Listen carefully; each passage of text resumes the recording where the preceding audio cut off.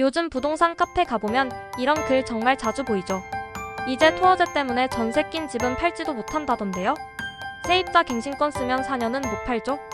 저도 솔직히 처음엔 헷갈렸어요. 토어제 토지거래 허가 구역라는 단어가 너무 행정용어스럽잖아요.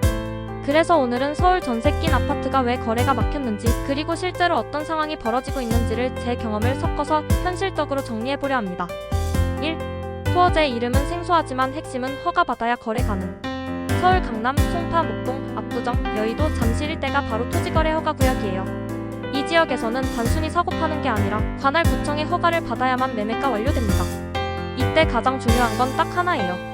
매수인이 2년간 실거주할 목적이어야만 허가가 떨어진다. 즉, 투자용으로 사려 한다. 전세 끼고 나중에 들어가겠다. 이런 건 다 불가능합니다. 그 순간 허가가 불어로 떨어지죠. 2.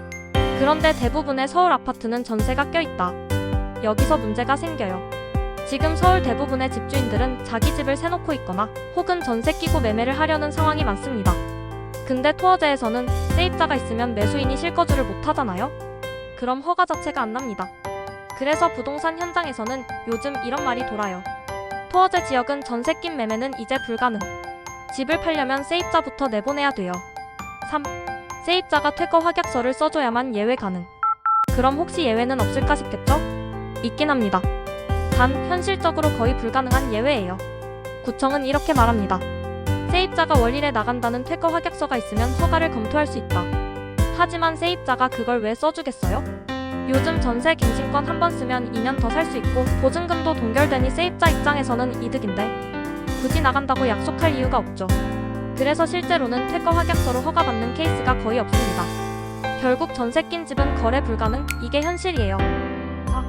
결과적으로 시장은 이렇게 바뀌었어요. 강남, 송파, 여의도, 목동 부동산 중개업소들에 물어보면 요즘 전세 낀 매물은 전화도 안 온다는 말을 합니다. 허가가 안 나오니까 매수인들도 아예 관심이 없어요. 제가 실제로 본 사례로는 잠실의 한 84이 아파트가 전세가 9억, 매매가 17억 정도였는데 전세를 끼고 팔려고 몇 달을 내놔도 문의가 0건이었다고 하더군요.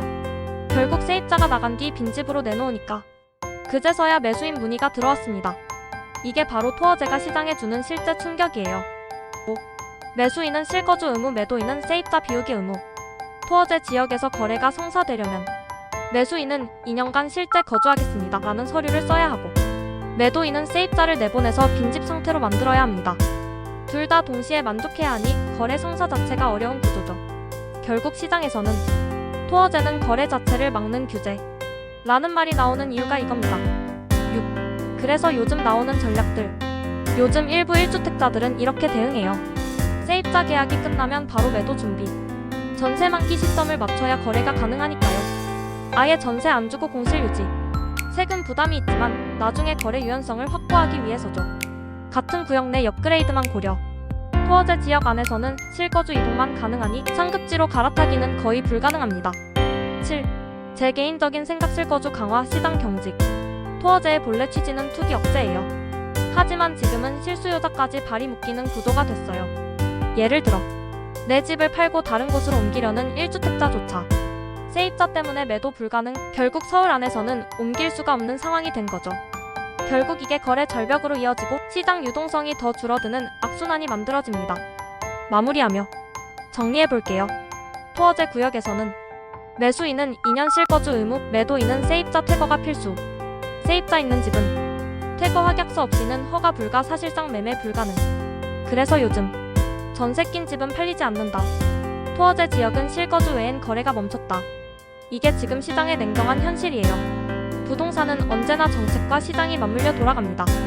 지금은 투기 차단이 아니라 실거주 강화가 키워드라는 걸 잊지 말아야겠죠. 오늘 글이 헷갈리셨던 분들께 정리가 되었길 바랍니다.